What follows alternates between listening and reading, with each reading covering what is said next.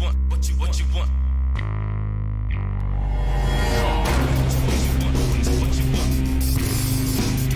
Come on. What you want, what you want. Come. What you want. Come on. What you want.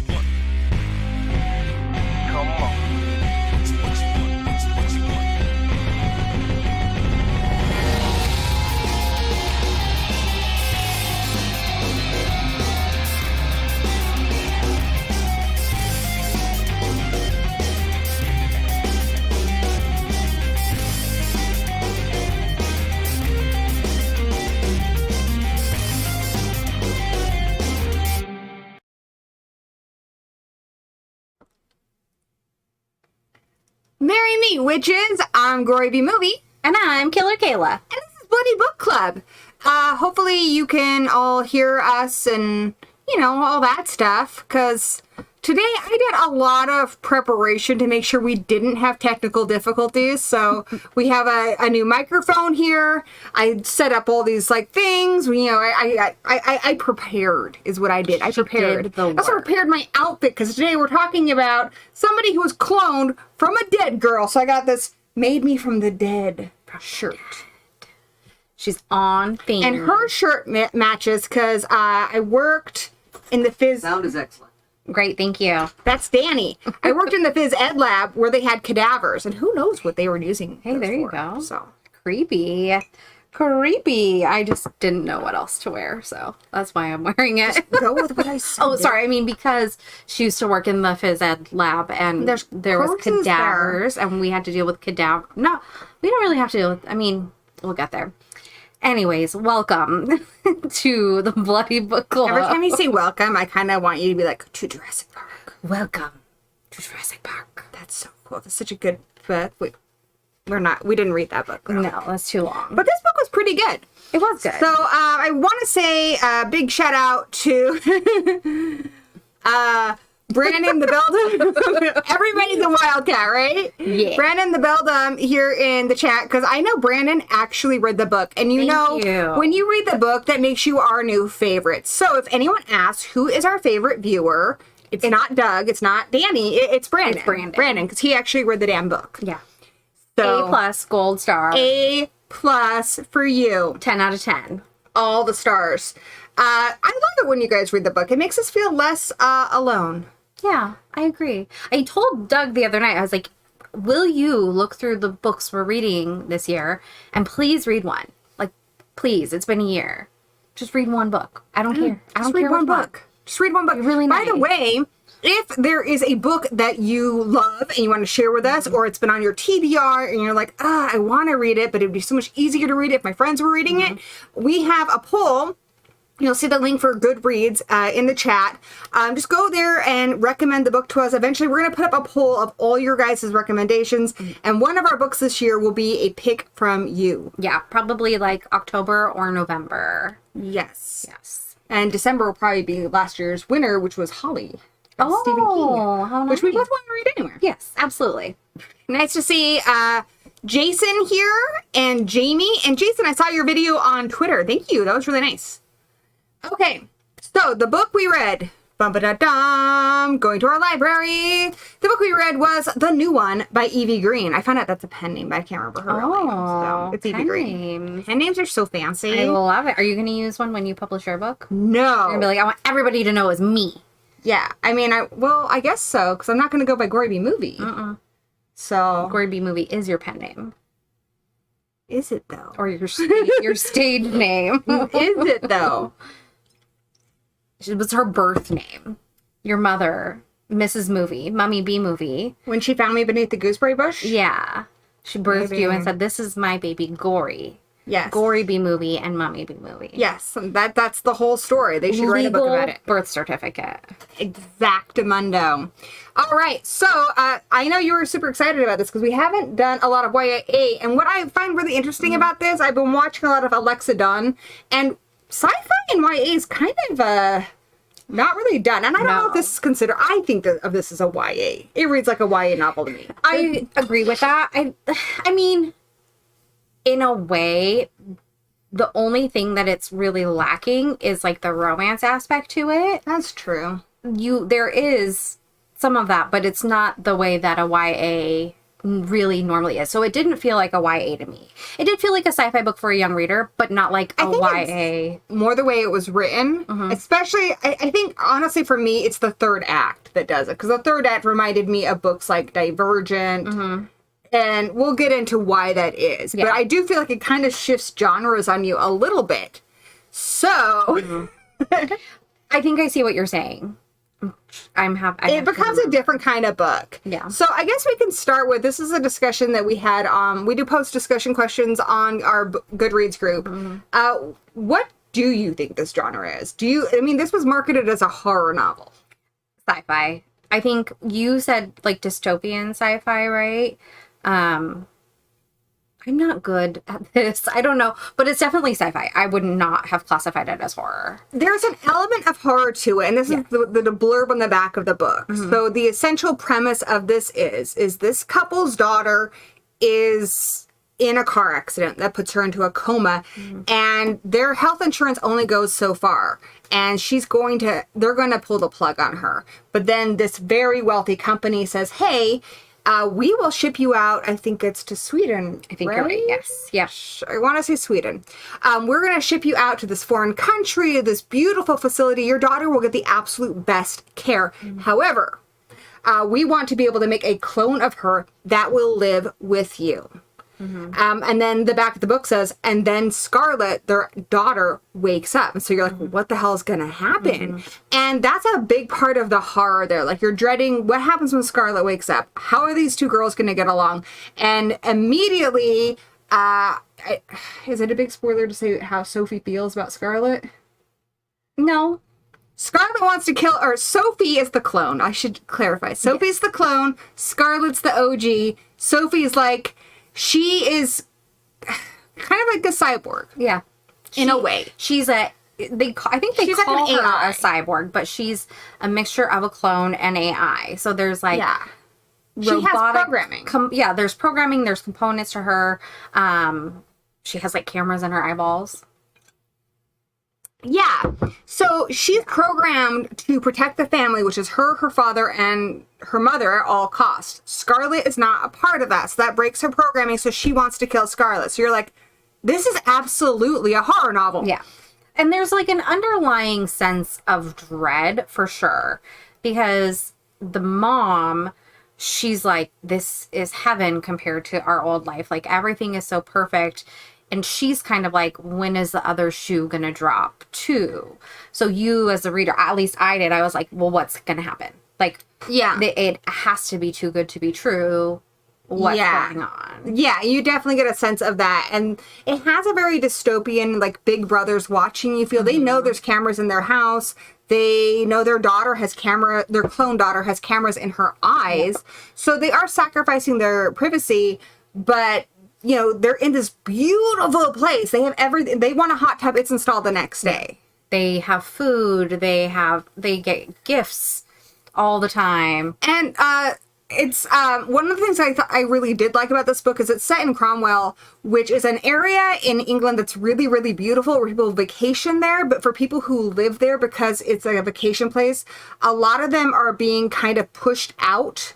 So they can't afford to live there anymore. And so a lot of people who live there live in trailer parks. And that's where this family lives. They live in a trailer park where their daughter doesn't even have enough privacy to, like, go in her room. They can hear everything she's doing. So, I kind of liked that I touched on some, like, cultural stuff there. Because, like, it's one of those beautiful places to visit. But if you live there, unless you're rich, which most people who live there aren't. And these people are really poor. Like, the mom, what is her name?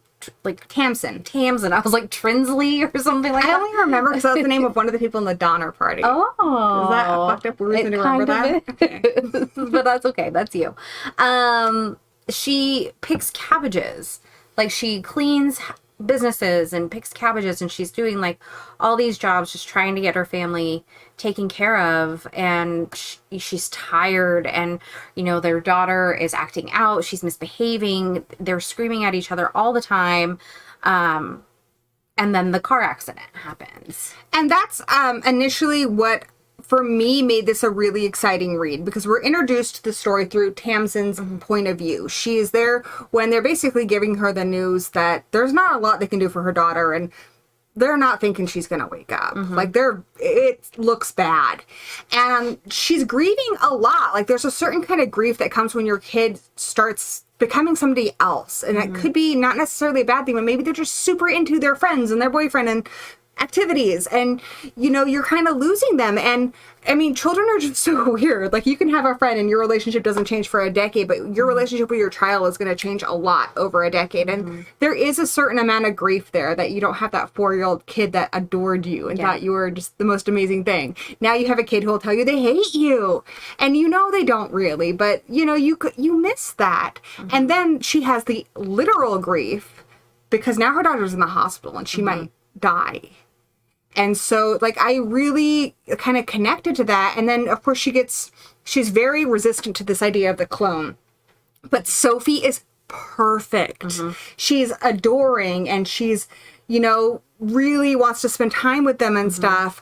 And, then Tamsin kind of gets like, they talk about her, the girls, obviously Scarlett wakes up and then she's, has to be kind of, she's a little bedridden for a bit. Yeah. But they talk about, like, where are they going to go next? Like, college. She's like, no, we're going to be together forever. And there is a little of that, especially when your kids have been in trouble, where you just kind of want to wrap them up in bubble wrap and be like, nope, you're going to stay here where I can keep you safe, because it's hard to let go. And this book really delves into a lot of that. I liked the back of the book, the acknowledgments. The author talked about her son had called her up. Her son's an adult.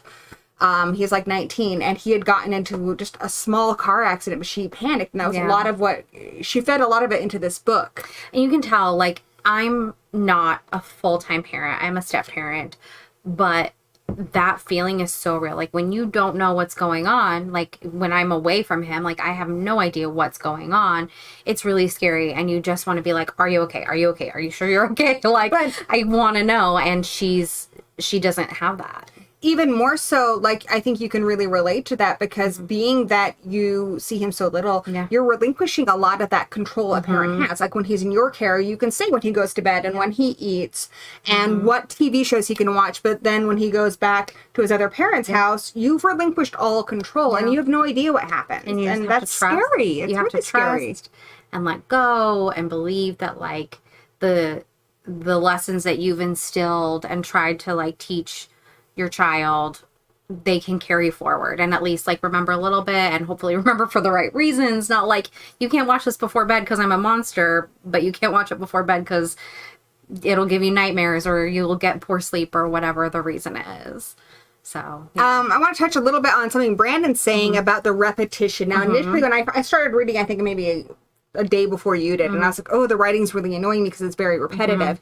There is something that happens in the book that made me go, oh, that makes sense now. I agree with that, because I felt the same way. I was like, we won't tell you what that is because it's a big spoiler, but that is one of the big draws of this book, and I'm not going to give you guys any spoilers until we put the spoiler sign up.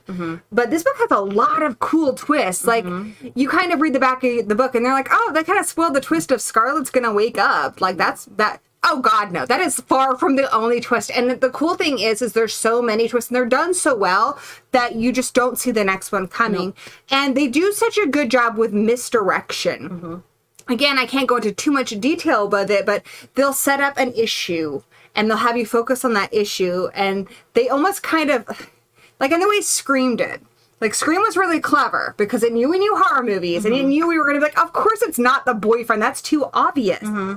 but they subverted expectations by making it 2. Yeah. You know, this book does that kind of clever thing where you can tell she's 2 steps ahead and she knows what you're guessing it's going to be, which I really, really like. That's so hard to do because I have a hard time not thinking about that stuff, and a lot of times I end up guessing the endings of books. And this one I didn't. And you're a pretty tough critic, and rightfully so. Like, it's, you know, you're really well educated in it. But I was, because you had said that you're like, it's kind of repetitive, blah, blah, blah. And then you had gotten farther than me, and I was like, yeah, it is really repetitive. Like, this is really annoying. Like, but I was like, whatever. Maybe she's a first-time author, or maybe, you know, she doesn't know what she's doing. But then, like, it's forgivable later. I feel like it's intentional. I also feel like it is too. Thematic. I do feel like when we're in times of extreme stress and you have to consider that your child potentially dying is probably the worst thing that's going to happen to you aside from your child actually dying. I think we have like little mantras and stuff to keep us going. Absolutely. And that kind of makes me like, there's one the city shines so beautifully in the city. Yes. You know, like that's how Scarlett wakes herself up. She's attaching to these little phrases and stuff. And I think that's kind of a running theme. Yeah. Yeah, I agree. So I think it works, even though initially I was like, yeah, I think so too. Yes. We're not going to reveal spoilers. So the other thing I wanted to talk about, which I think is really interesting about this book, because we talked about it from the mom's point of view, I think the other character that for me was really interesting and easy to sympathize with was Scarlett. Because Scarlett's initially painted like, oh, holy terror, like one of those kids on Jerry Springer, like, and because it's from Tamsin's point of view, we were just like, what the hell is this kid's problem? Yeah. And then she wakes up and you're like, she doesn't seem like a holy terror. And you find out what she's been dealing with. And then it kind of reminds you or you relate to it if you actually are a teenager right now, but that idea of like, you can't share a part of who you are with people you love because they're not going to get it. And people can relate to that at all stages of life. But I think especially as teenagers, we feel like our parents are just not going to understand. And that, you know, like parents most of the time will hold you to a higher standard. They're like, I know you know better. I've raised you better, or I can't believe you would do this thing. And so when you do make a mistake, a lot of times I think kids are reluctant, you know, like, hopefully, like, I mean, I want to be the kind of parent where I can be like, yeah, that does suck that you did that, but you know what? I love you and we're going to figure it out together.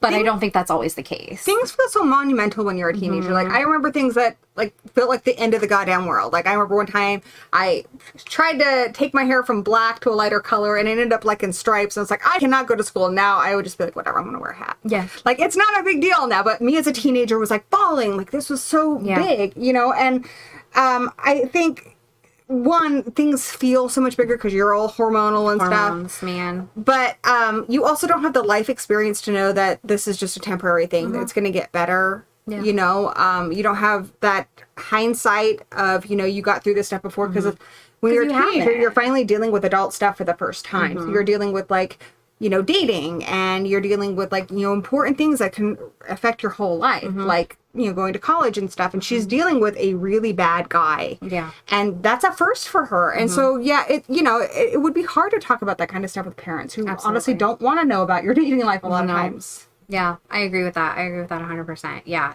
I get it. Yeah. She's all catch me outside. How about that? How about it? Exactly. Yeah, exactly. She was a brat, but so let's talk about a character that I think was a little hard for me to relate to at first, but then I kind of came around with Sophie. Yeah. Okay. So first Sophie's like picture her, like, if you see disturbing behavior, like she's like a Stepford wife. Yeah. She's like a Stepford wife. And so she kind of creeped me out. And, but then I started to feel bad for her. Like, she sees that there's a locked room, and even though her room's really nice and she's kind of programmed to appreciate everything, it's nicer than her room. And she gets kind of the lesser things. And also, like, she has no privacy. She has cameras in her damn eyes. She finds out pretty quickly that she's a clone. Yes. So part of the clone program is that they need to kind of figure it out on their own. It's part of, what do they call it? Like the processing, like, just the stress of it, like how they deal with it. So she comes to this conclusion on her own, like, within a couple days, it felt like. It was really, really fast. And, you know, she is programmed not to swear. Yeah, she can't even swear. She can't even swear. She finally finds out she's a clone. She wants to swear, and she literally cannot say the word. She can't do it. Like, that's so awful. And that was kind of the first hint to me of, like, her being more of a real person. Exactly. And see, that's what's hard about it is, like, think of all the things that you remember in your life. Important stuff. Like the first person you had a crush on, that teacher who said something to you that really made an impact. And she finds out that none of that was her. That was a different girl. And she's actually only been alive for a few months. And so everything that shapes who she thinks she is, it belongs to somebody else. Her parents belong to somebody else. There's nothing that's hers. She doesn't even have the rights to, you know, just basic human rights. To look at anything. Yeah. Like, she can't look at anything without somebody else watching her. And so she keeps asking the people at the clinic, like, if they can remove them. Like, you have cameras all over the house. Could I please just have my own eyeballs? Yeah. And it has like that hint of horror, but this really is a sci-fi. And then in your third act, it becomes very much a dystopian type thing, because it's one of those things where initially you're like, okay, the villain's Sophie, but there's a bigger villain here, and this is the corporation that's doing all this, because obviously that's some shady ass shit. I won't tell you why they're doing it or anything, but obviously the corporation's pretty bad. You can kind of infer that, I think. Well, they talk a lot about how human cloning is illegal, and the clones aren't allowed, like, Sophie isn't allowed. She can't go into France, because if she does, like, the whole corporation will get shut down. Cloning's illegal there, so they would destroy her. Yeah. So they're, putting these ideas out there, and so you can, like, but they're a corporation. The corporation's always the evil one, Like, yeah. So you're kind of suspicious of them anyways, and then there's, like, the main doctor, and she's, like, so gung-ho about protecting her patients, and her vibes really gave me the feeling that, like, something was off. Yeah. The third act, it becomes just bigger, because there's more clones. There's the corporation. So it's not just this one family, which is more what we see in a horror story. It's bigger. There's tons of people who are cloned. Their corporation expands across a big area. So it becomes something more like The Island or Logan's Run, where it's a bigger thing than it initially seems to be. Blade Runner. Like a replicant. Yeah. So, but, yeah. And they're kind of at the mercy of, it's like on the one hand, this company has given them everything. But then I think they just, at the end, they just want their family. They just want to be left alone. Life. Yeah. And they wouldn't care if they were even poor anymore. They just want to be left alone. Yeah. But, the company is paying for everything for them. It controls everything. Mm-hmm. And, like, at first they get gifts all the time, but after a while, like, it doesn't matter to them anymore. They just want to be left alone. Yeah, they, like, leave the gifts. They, like, don't even open them. Kind of makes me think of, like, those reality shows like Big Brother and stuff. They live in beautiful places, and then, like, the first episode, everyone's like, oh my god, this place is so amazing. And then they're kind of cracking by episode 25 or whatever, because they have no space to themselves. They can't process anything. They're living with, like, all these weirdos that aren't clones, but, still. So I think that's kind of sums it up. There's also a dad, but I honestly didn't think the dad was as interesting of a character. No. So I have a lot to say about him. I don't have a lot to say about him either. He was fine. He was there. I will say this was a fun one to do on Fancast, which if you've watched these before, Fancast is a website where you can search for a book or even like an upcoming movie, and people will kind of suggest who they think, and then you can vote on them. Or like this one, I just created one. That's cool. So that was kind of fun. Yeah. I did have a suggestion for the guy who works at the corporation, but I was doing it on my phone and I couldn't get I went with Alexander Skarsgård. That's a good one. I went with the guy, I don't know what his name is, but he's in Yellowstone. He's the lawyer brother in Yellowstone. He's like very dark haired, straight facial hair, like... We have a link to the Fancast we did for this on our Goodreads, so definitely if you've read the book, check it out and make your votes. Yes. So Brandon says, honestly, they're living the perfect life, but as far as they're concerned, they're either in house arrest or Squidville. What's Squidville? What is Squidville? I don't know what Squidville is. No. This guy.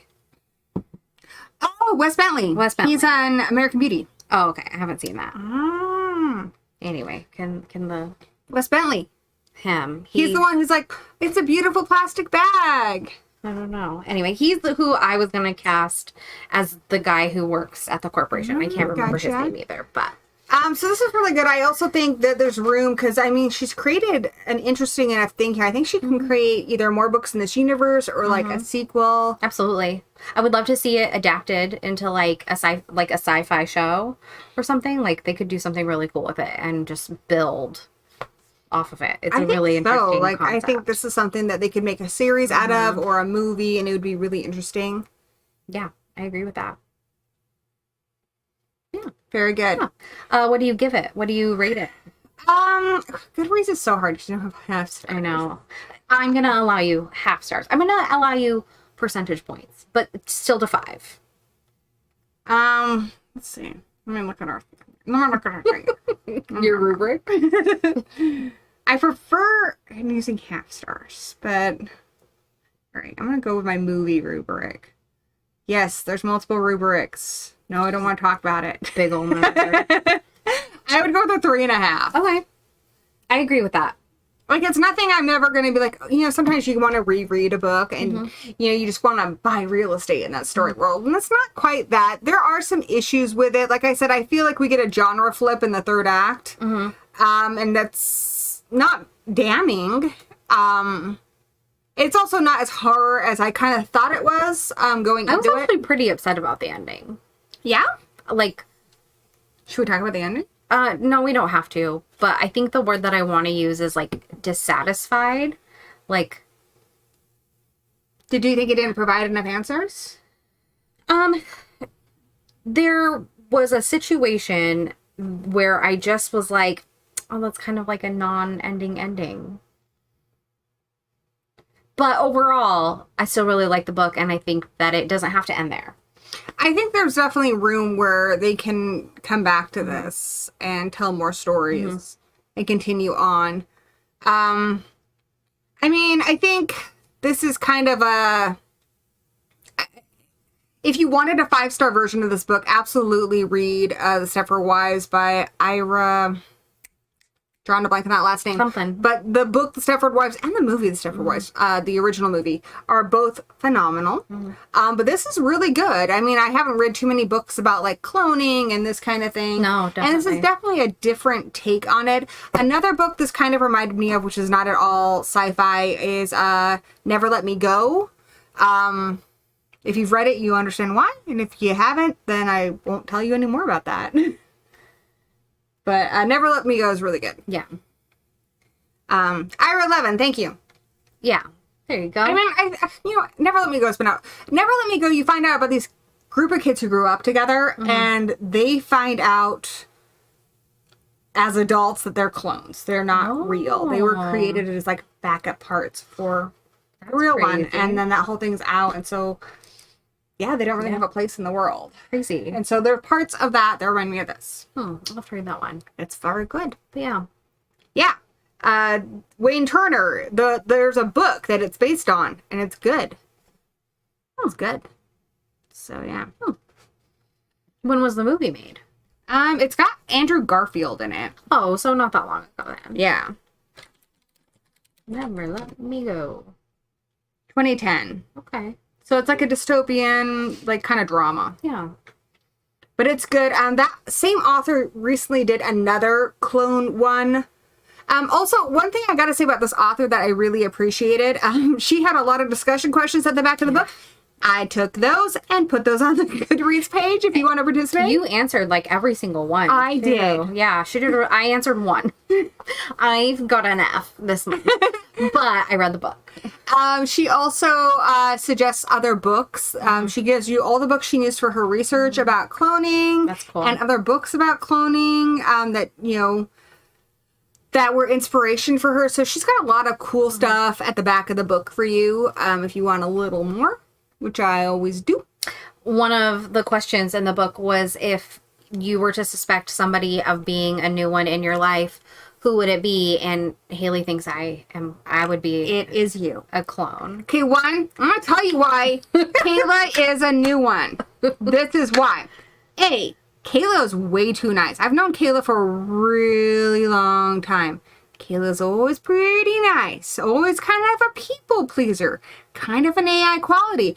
Two, Kayla is really afraid of Alexa. Like, if I say something snappy to my Alexa, she's like, no, don't do that. Don't do that. It's because Alexa's a competing AI. That's why. And she will kill us all.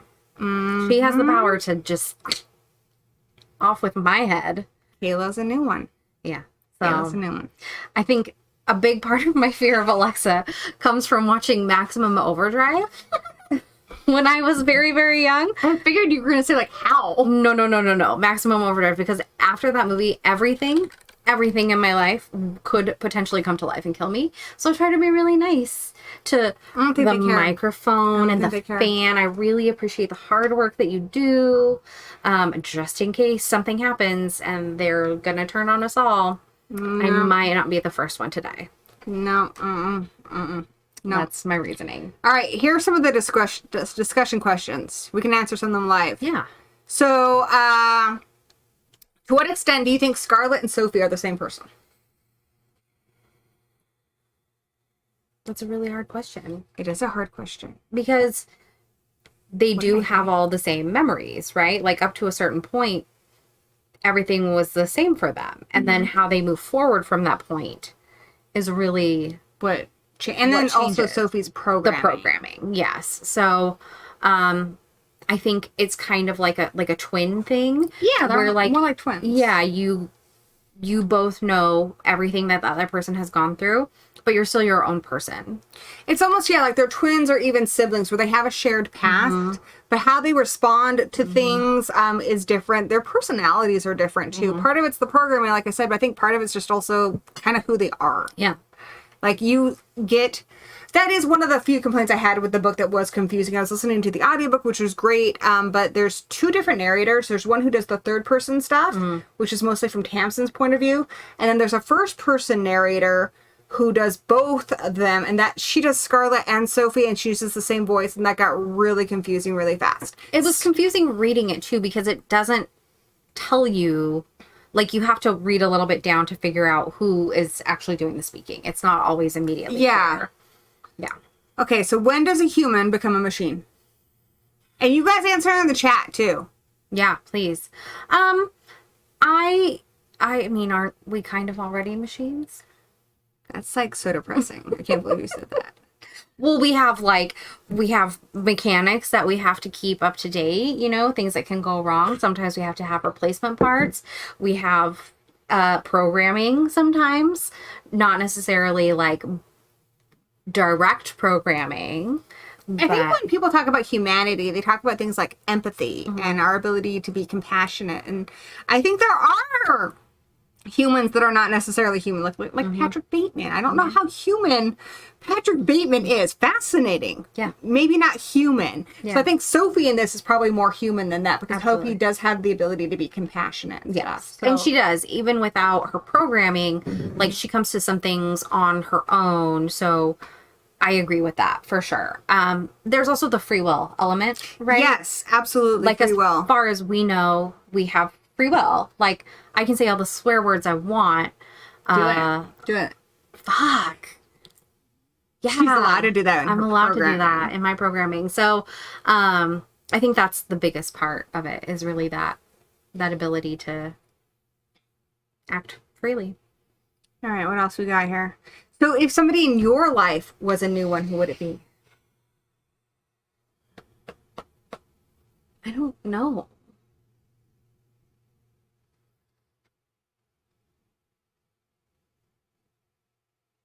Dan. I thought you were going to say that. Oh my gosh. I kind of knew you were going to say that. Why? I don't know. I don't know what it is. He's like pretty even keel most of the time, right? Like, it takes a little bit to get him riled up. I think that's his programming. Yeah, I think it'd be Dan. Dan's a fembot. He is a fembot. Is that what would be the male equivalent? A brobot. I don't know. He's a brobot. He's a brobot. I love it so much. Some of the questions were in there. It asked, like, do you empathize with the parents' decision in Cromwell? So when they found out their daughter's in a coma, Yeah. For me, I feel like any parent would do that. Mm-hmm. I think the worst thing that could ever happen is the idea of something horrible happening to your children and the idea of their death. And I think when it comes to that, parents are willing to shape their morality to fit whatever they need to do. I think the only place I would say no is in a pet cemetery situation. Yes. But even then, I understand why that character, Lewis, does it. Mm-hmm. For me, that's going too far, and that's disrespectful, like messing with his body. Well, especially because if you, in the pet cemetery situation, like, it doesn't come back the same. It's not that. And you've seen that, you've been witness to it. But in this situation, like, they don't know what's going to happen. Yeah. They're desperate. And she's still there. Even if the clone thing doesn't work out, she's getting the best care. Yeah. So basically, they're given an option of either doctors to help your daughter or not doctors to help your daughter, but they're not changing her. Like, I guess if they were telling me they were going to put a computer in her brain, like if they said they were going to scoop out her brain and replace it with like a computer chip, more like something like in Deadly Friend, then I would probably say no. Yeah. Because then it's not really him anymore. But the terms of their conditions, I absolutely would have agreed to them as well. Yeah, absolutely I would have. No question. Yeah. So I agree. I mean, Brandon says he considers himself a defect because of his autism, but I feel like, because I have cousins who have autism too, and I know a lot of people with autism, I feel like you're just using a different operating system. So like most people are probably using something really common like Windows, which is easy for people to wrap their heads around. Pretty much anyone can go up to somebody who's operating on Windows and be like, okay, I get this. You're more of a Linux system. Like, it's a system, it makes sense, but we're not all familiar with it, and it takes a little bit of training to, figure it out. It's a really beautiful allegory or metaphor or whatever. I like it. I like that a lot. But yeah, I don't think you're defective. I think you're just using a different operating system. Yes, I agree. It reminds me of Jurassic Park. I know this. When she knows the system. Mm-hmm. See, Alex would figure you out. She would. Okay. Yeah. Where did my questions go? See if there's any more. You lost them. Right there. I lost them again. Okay, that's a good question. To what extent do you think it's acceptable to modify someone in order to keep them alive if they haven't given consent? That is a good question. I think in this case, it is their child, and it's kind of like I was saying earlier, like, not only, especially when your child's really young, like, you decide everything for them. You decide what they're eating, when they're going to bed, where they live, everything. And that's your job. It's also your responsibility. Yes. So if something goes wrong, it's also your fault. Mm-hmm. So you have less on your shoulders as they get older, but you're also in control of a lot less. And it's not necessarily that you're a control freak and you want to control them. It's more of being afraid, because it's like, I managed to keep them alive, and you're afraid, like, well, what if I let them stay out all night and I don't know where they are? What if they get hurt? Mm-hmm. But they're never going to learn how to do that unless you let go a little bit. Yeah. So balancing kind of an act. Yeah. So it's kind of like, I feel like a big theme of this book is kind of learning how to parent by letting go, letting them be who they're going to be, and accepting that that means you're not going to always be there, and accepting that they get to choose who they are now. Yeah. So, so this question is, to what extent can you modify someone in order to keep them alive if they haven't given consent? So, absolutely, like a 3-year-old or a 4-year-old, absolutely, like, I think they're not capable of making that decision. No. And it's your choice. Yeah. But then you get into like a 16-year-old, and that gets a lot more confusing. And then definitely with someone like, if it's like your adult brother or sister or your mother or father, that's where it gets really confusing. But I think with your minor child, that one's pretty easy. Well, and a lot of times with adults, they have a plan. Like, they're going to tell you, like, do not resuscitate. Like, I don't care what the deal is. Like, I don't want this. Or, like, under all circumstances, keep me alive. Like, I do not want to die. See, that's the thing, is usually that's a conversation we have with people. Yeah. Like, I know how my husband feels about that. I know how my brother feels about that. I know how my mother feels like that, about that. I wouldn't know how a 4-year-old feels about that. I don't think a 4-year-old knows They how can't to wrap feel their head about it. around that. So you need to make that decision for them. And so I think it's absolutely acceptable for you to do that. But if you know, without a doubt, that your loved one, say your spouse, your partner is completely against this. Maybe they know about this new technology and they're like, oh, over my dead body. I would never want that. Then I think you are absolutely in the wrong to do that. Yeah, I agree with that. Even if legally it is your choice. Yes, I agree with that. Yeah. Doug and I don't think we have had this conversation. I don't know. Like, I don't want to die. I want to be alive. Like, if there is an opportunity, even if I am going to be my brain in a different vessel, I want to be alive. I'm saying that right now. If, like, my chances are... Programming. Right, it is. It's my programming. It just wants to keep on keeping on. See, for me, I think it's because I have sleep paralysis so much. Like, the idea of being, like, locked into a body. And I would be afraid of how perceptive I am. Yeah. Like, if I'm in there and I just can't move. Because if it feels like sleep paralysis, like... Sure. Just kill me. Well, so I've never had sleep paralysis, but my flavor of depression is existential as it is. So I feel like nothing would be different. But the way this book's universe is, Scarlett, she kind of talks about where she is in a coma. And she's kind of, she likes it. She feels safe in this, like, room where she has a bed and she has her words she's collected on the walls. And when things get a little too much for her when she gets back, she kind of wants to go back there. So in this world, I would be like, yeah, keep me alive. Plus, I also would at least want a chance for my brain to heal and potentially wake up. I wouldn't want someone to just be like, well, it's been a day. Yeah. I think there are always, like, circumstances, like, you have to know, like, what are the chances, right?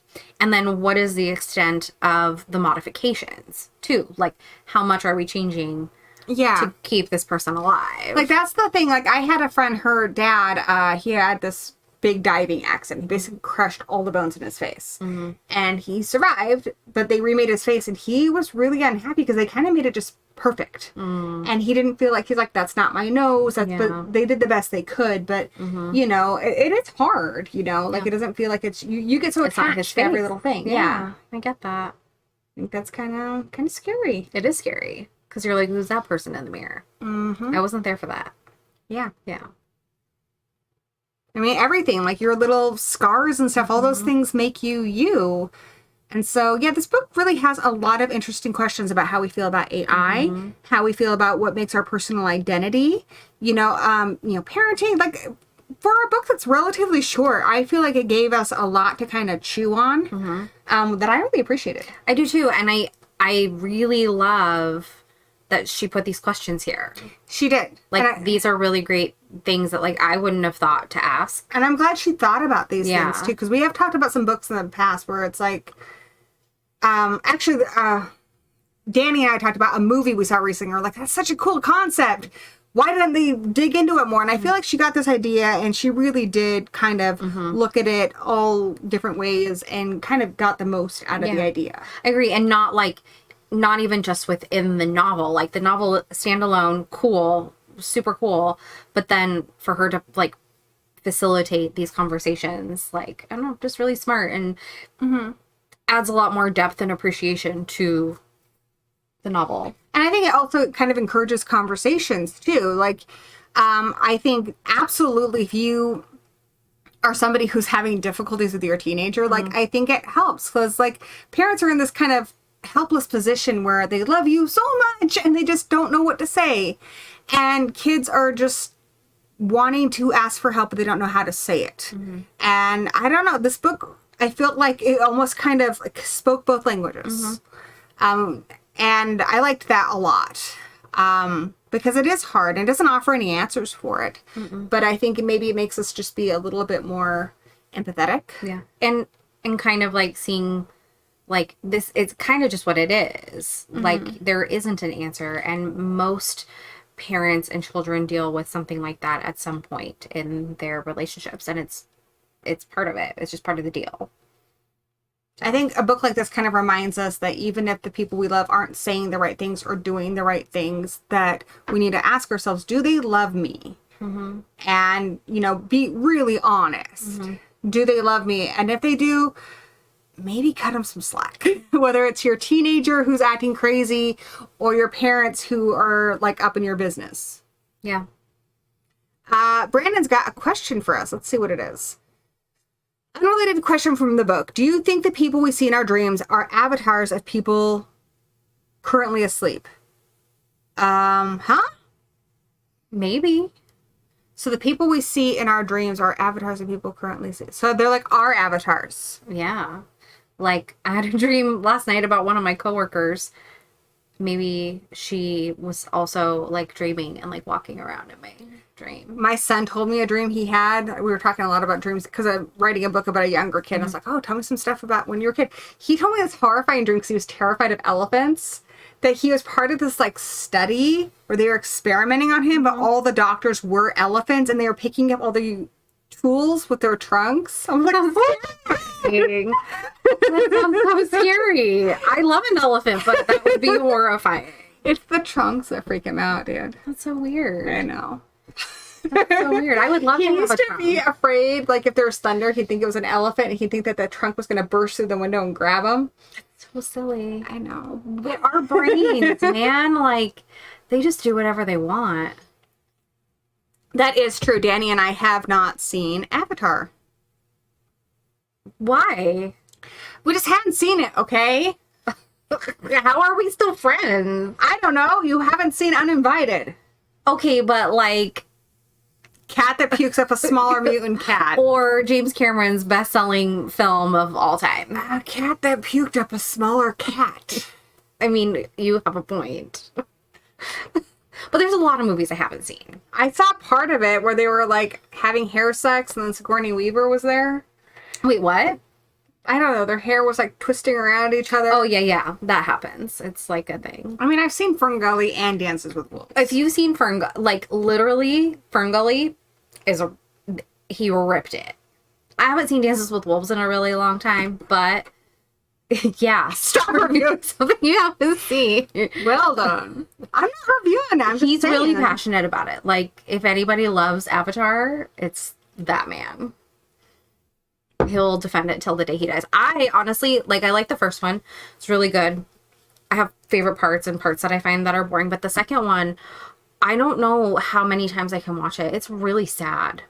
I feel like a lot of movies these days, too, are just really intimidating because of, like, the length. I'm like, okay, I have an hour to kill. Do I have 3 hours to kill? Oh, that's when you split it up into 3 days. I do that like, that's why I haven't seen the Zack Snyder's Justice League. Like, I don't have 4 hours ever. It took us 2 nights to watch Oppenheimer. We still haven't finished Dan won't let me watch Oppenheimer because we have to watch Barbie at the same time.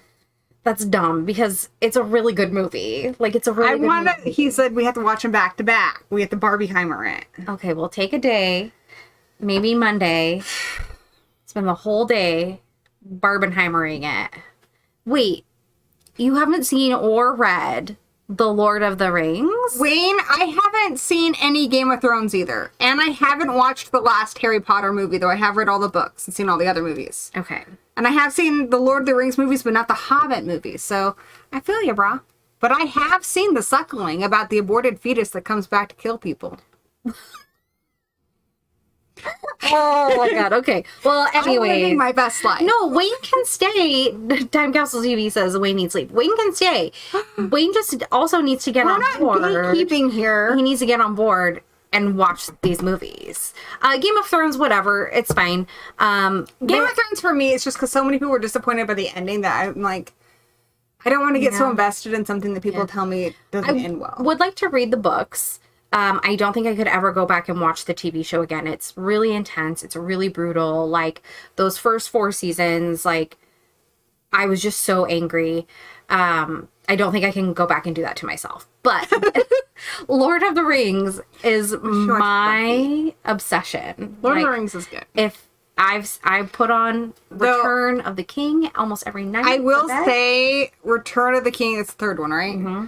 you need to make sure you have fully emptied your bladder or are watching this on a tablet in the bathroom. Yeah. Because I swear I had to pee so bad. And I'm watching this movie in the cinema and I'm like, okay, cool. We're getting back to the Shire. I can go. Nope. There's like 5 different endings on that thing. There are a lot. But he has seen every Star Wars movie. Okay, well, see, there you go. I haven't seen the last of the new ones. I have seen The Rings of Power, and unpopular opinion, I liked it. That's good, dude. Yeah. I will take any content I can get.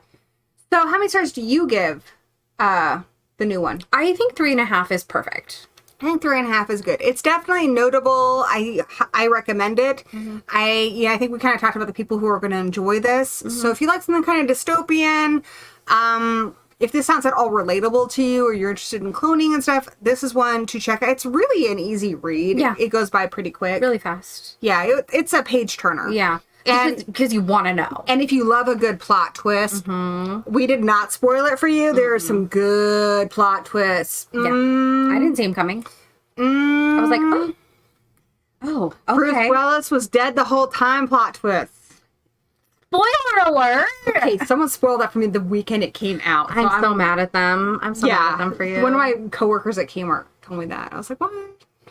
At the time, I wasn't that pissed, and now it's become like one of the greatest plot twists in history. Yeah, it is. That's a real big bummer. It's a bummer. So Horror Addict says that they give it a Black Mirror cookie out of a Ghost in the Shell. Don't know what that means. Cookies are AIs. Oh. So, like, in your Alexa, that's a cookie. Oh, okay. Like, there's one, they have, like, an egg, and the whole cookie's job is to know how the lady likes her toast and everything, but it's her, basically, consciousness in it. Okay. So, they use this for everything, but they have feelings and thoughts I and can't stuff. watch that show. It's good. It freaks me out. So good. And if a Ghost in the Shell is an anime. Time Capsule TV says what's better, this book or the movie multiple. You have apparently a Galadriel hairstyle. Thank you. You're like, thank you. Thank you. I appreciate it. I love Galadriel. When she swims across that whole ocean to like I'm not wearing a wig right now, sir. Anyways, I love Galadriel. She's a total badass in that show. Like, I love her. Love her. I love the whole thing. We love a badass here. We do.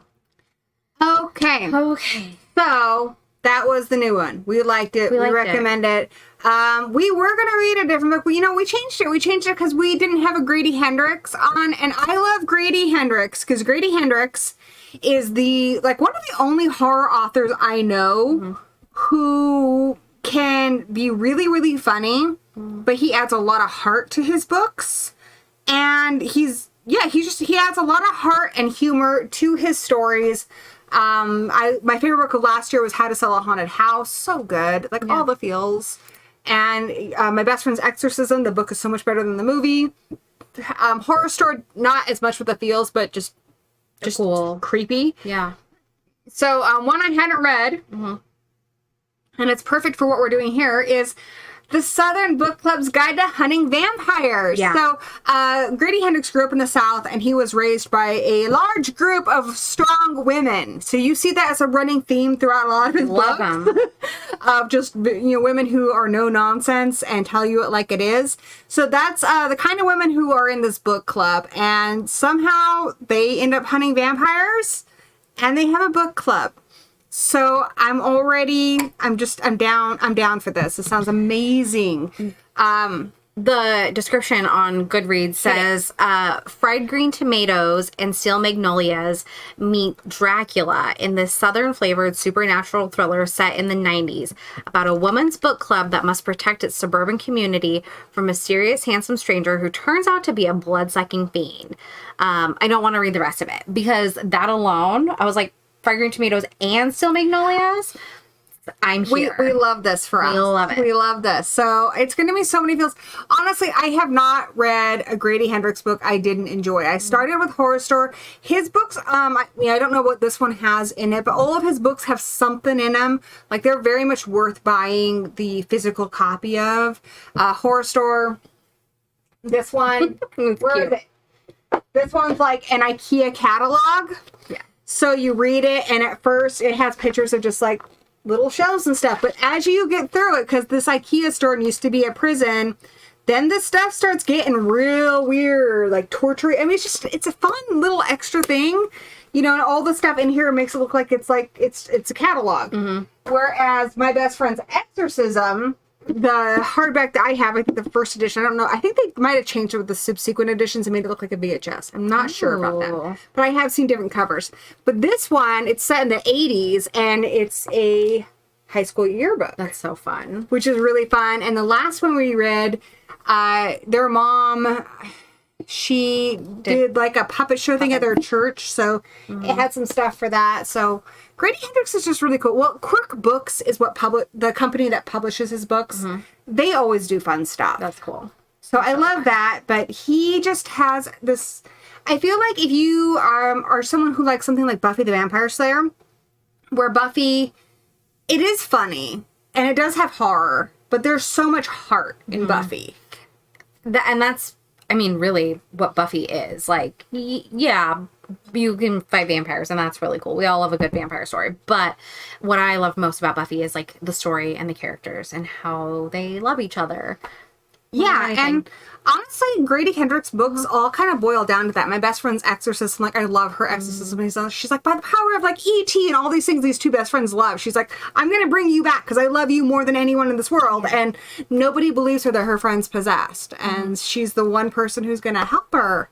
And, you know, we read How to Sell a Haunted House, which was a lot about, like, mothers and their children and siblings and whole roller coaster ride. Yeah. It's so good. It was really good. It was a good book. It was so good. I loved it. Yeah. And I still say caca-wee-wee, even though nobody in this house knows what I'm talking about. I totally forgot about that. I like wiped that from my brain. He's just so creative and so funny. I really love him. Is that going to be made into like a movie or anything? It really needs to be. Yeah. It really needs to be. I was really disappointed with My Best Friend's Exorcism movie that came on Amazon.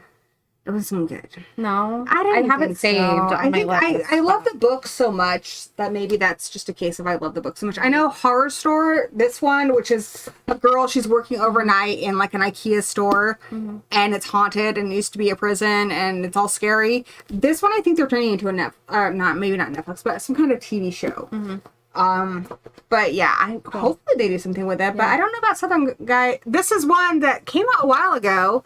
Plus, it's set in the 90s, which is we love it. We love the 90s. We were there. We were set in the 90s. Yep. Time Capsule TV says, "Can we read a Whitley Strieber book? Bring it up in the book club. Suggest it for our people pick one." Yeah. So there is a link pinned in the thing for the Goodreads group, so you can go there, and we do have a discussion section, and if you go in there we have one suggestion so far, so if you guys don't suggest books, we're just going to read The Thief of Always by Clive Barker, because Robin's the only person nice enough to leave us a recommendation. So go make a suggestion. Make a suggestion. We'll put it into a poll, and then you guys will vote on it. And yeah, if you want, I mean, I wanted to read, I think it's Communion is his book. It was really good. So we have a copy. It was crazy. We were at... Kooky Licious wants us to read Heaven's Official Blushing. Kooky Licious, get in that Goodreads group and post it. Post it. Danny Nightmare, put grunts in there. Yes. Put it in there. Brandon, put it in there. Like, we love... If you guys love it, we'll probably love it. We're down for anything, but this is, you guys pick it. So not only do you suggest it, every one of your suggestions goes into the poll, and then you guys vote on it. And we vote on it, and then we'll read it. The copy that we have of Communion, it's like a really hard book to find. We were at the thrift store, or Doug was, and he was just walking down like the clothes aisle, which we never go down because I don't get good luck there. And it was just sitting on top of the clothing rack. Here. Yeah. So we paid like 50 cents for a copy of Communion. Isn't that crazy? That is one that's been on my to read list for a long time. Yeah. I haven't read it yet either. Yeah. But I have a just thing an interesting about aliens. guy, because I know that what's creepy about him is he claims to have been actually abducted. Yeah. Which is pretty scary. It is scary. So yeah, absolutely. Like, you know, you have a suggestion, as long as it's horror or horror adjacent-ish. Ish. You know, toss it on there. Toss it on there. Yeah, we'll take it. we will take it. So, yeah, we know what next month's book is. Again, I say this every month. You can go to the Goodreads link that we have in the description below, and that'll take you to Barnes & Noble and Amazon, all that stuff.